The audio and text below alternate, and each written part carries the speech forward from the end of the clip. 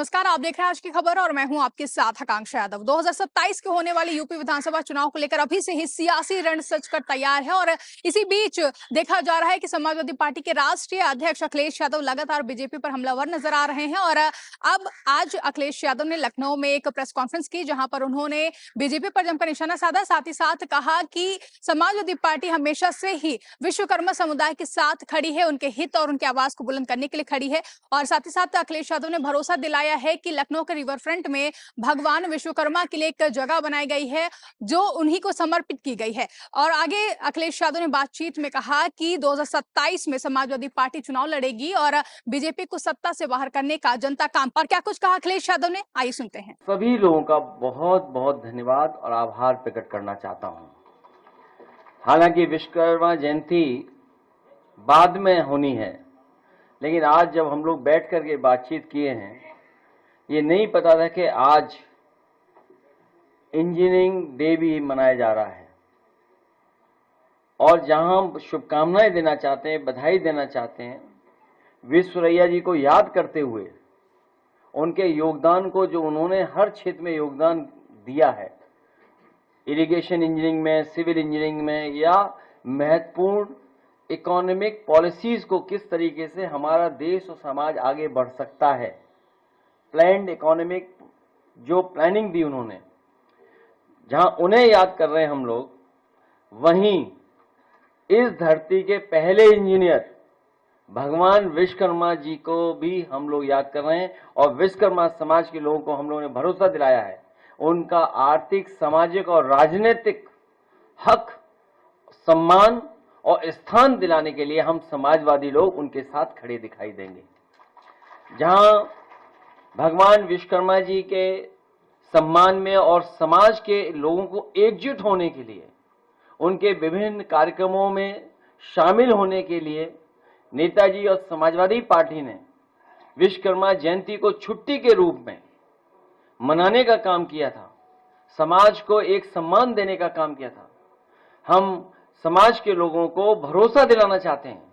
भविष्य में भी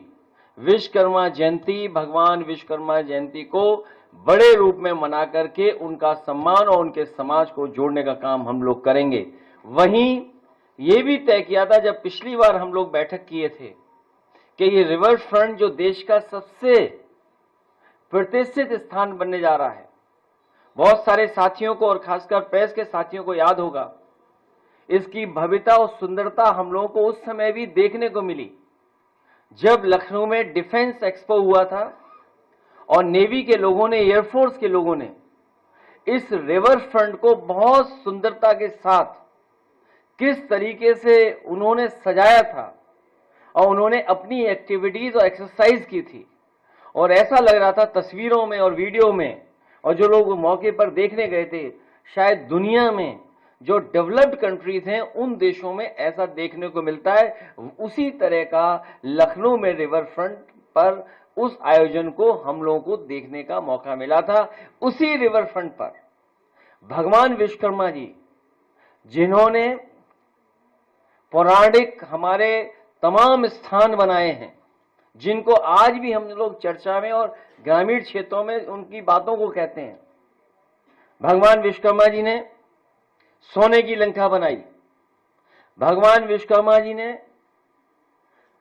द्वारिका बनाई, भगवान विश्वकर्मा जी ने स्वर्ग बनाया। इसलिए ऐसे भगवान को वहां पर स्थान देंगे और उनका सिंहासन अगर होगा तो वो सोने का होगा। भगवान विश्वकर्मा जी को हम लोग एक स्थान देने का काम रिवर फ्रंट पे करेंगे। वहीं राजनीतिक तौर पर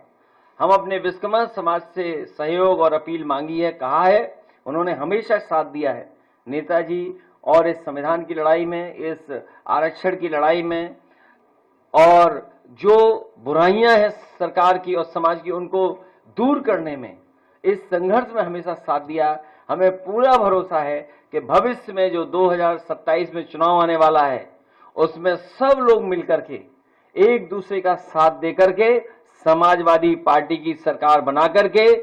सामाजिक न्याय के राज की स्थापना कराने में हमारा सहयोग और मदद करने का काम करेंगे। मैं एक बार फिर आदरणीय विश्वकर्मा जी को और उनके समाज के जो लोग बैठे ऊपर और हमारे साथ जो पीछे बैठे इन सब का मैं बहुत बहुत धन्यवाद और आभार प्रकट करता हूं।